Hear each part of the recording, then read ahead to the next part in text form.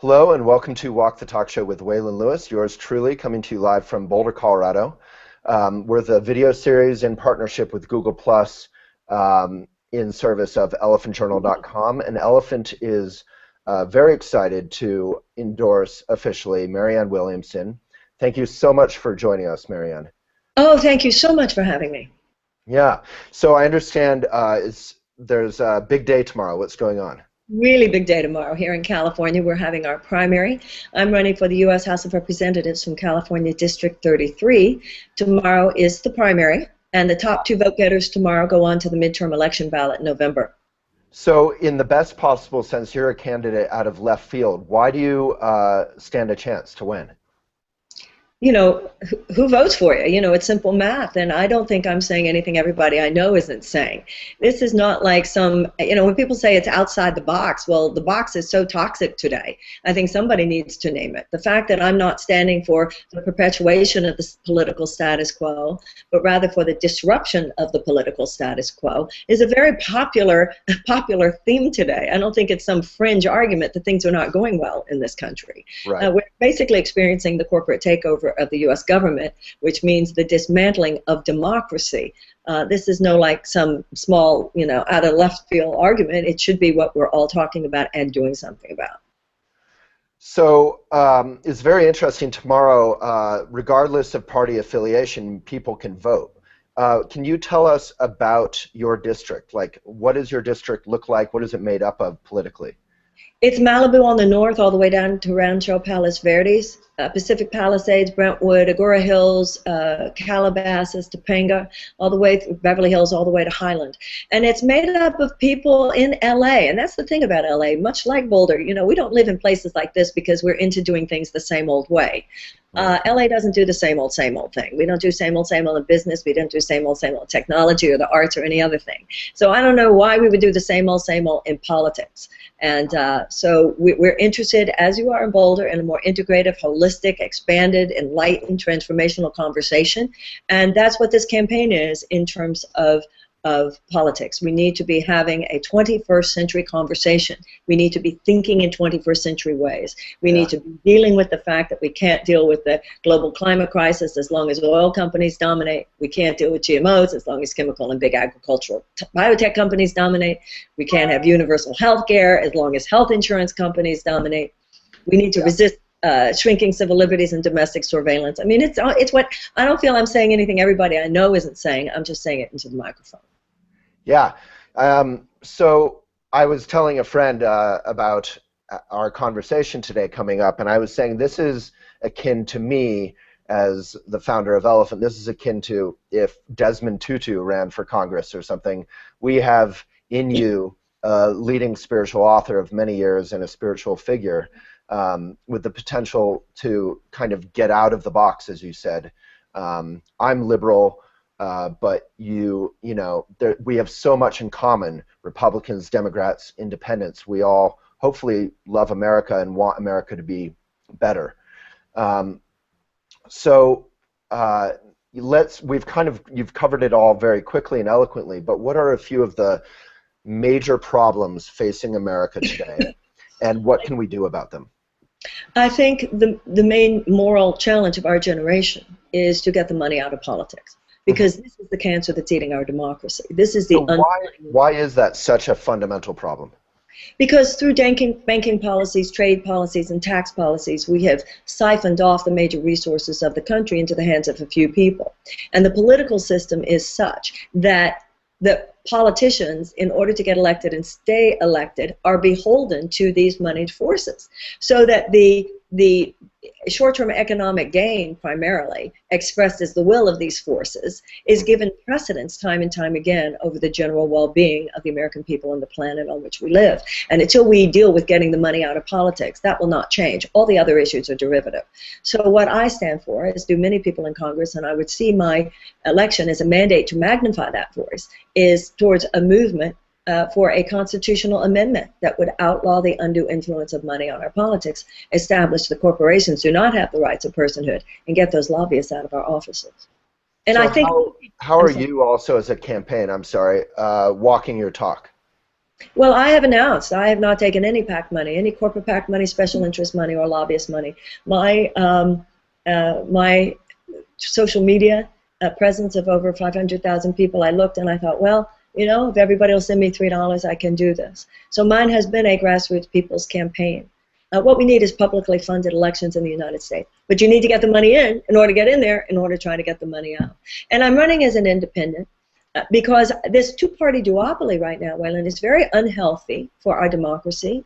This chokehold sucks all the oxygen out of our public discourse. And it's an aberration historically. Parties aren't even mentioned in our founding documents, and George Washington warned us against them. So even though I've been a Democrat all my life, I would caucus with Democrats, we need to be having an American conversation. I don't care if you're liberal or conservative, shrinking civil liberties freaks you out. Domestic surveillance freaks you out. And also it doesn't help at this point, this mutual disdain we have for each other's presumed values based on what political party we belong to. That's not helpful at all today. So one sort of concrete question to get out of the realm of sort of politics. I'm so inspired. There's this quote that I love to repeat. I want to get involved in politics at some point. Good. Yeah. That it says if, you know, good people aren't willing to jump into the mud of politics, will wind up being led by not so good people. And so I'm very inspired by you. You know, you presumably had a pretty good life. You're a best-selling author. You speak at all these big events. You know, how has it been for you on the street, kind of hitting the pavement, going door to door, campaigning? It's been beautiful. It's been deeply inspiring.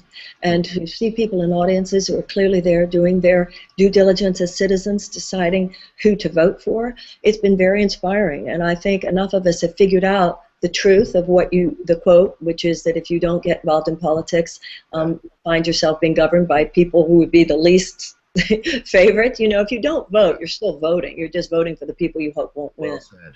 So I think that there is a real emergent sense that you cannot leave electoral politics out of any serious formulation for global transformation. And so a lot of people who would be considered traditionally unlikely voters are planning to vote this time because we know that the way things are going is not helpful for anyone, not sustainable. So, yeah, do you have any, I'm so interested, I mean, you're running for office, you must be getting attacked constantly. Have you been engaging in that kind of aggression that's so much part of American politics? I'll tell you, knock on wood, I can't complain. There was one really snarky, obviously hit piece, but in general, you know what Gandhi said. At first they ignore you, so I was definitely ignored at first. Then they laugh at you, then I was laughed at. Then they fight you, which I can't complain. I've had worse. But theoretically, then you win. So, you know, let's hope for good results tomorrow. I mean, I am considered by the mainstream media a top contender. We've been considered a credible race for a long time. And out of 4 or 5 of the top of 16 candidates, in anybody's serious appraisal of what's going to happen tomorrow, that appraisal, the general sense is nobody has any idea which 2 are going to make it, but when they talk about the 4 or 5 of us who are probable, my name is in there. Yeah, you've raised real money. So at this point, it's really, particularly as an independent, where anyone can vote tomorrow in LA or in your district, it's really all about turnout. It is about turnout, and you know, I think people, it's a process, it's a journey we take psychologically and emotionally in life before any external manifestation occurs, and that's not only true personally but also politically and socially, and people are figuring out, I feel heard in my message, if we look to the political establishment to fix these problems, why would we? They created these problems. You can't look to the political status quo to heal the disease when the political status quo is the disease. So I think people are open to an independent candidate, knowing that, like Bernie Sanders, I would caucus with the Democrats.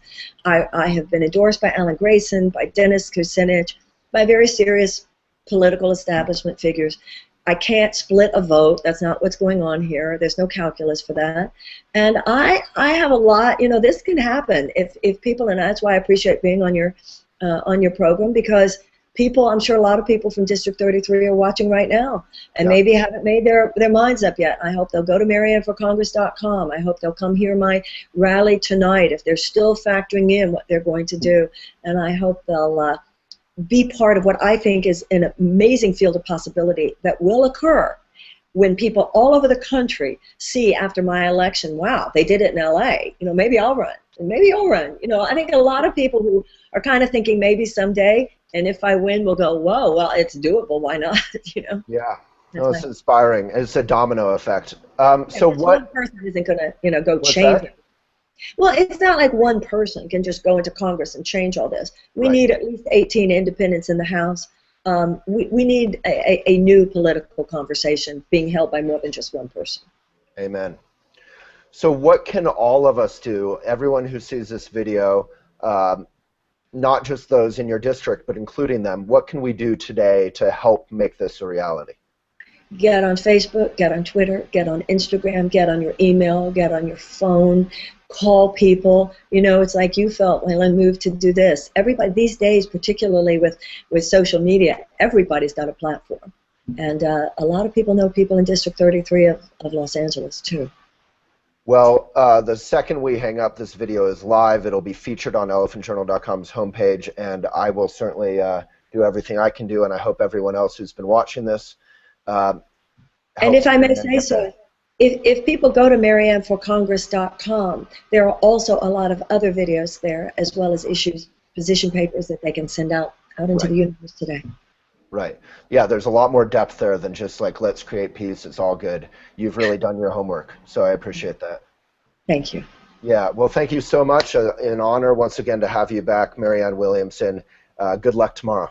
Bless you, darling. Thank you so much. Bless you.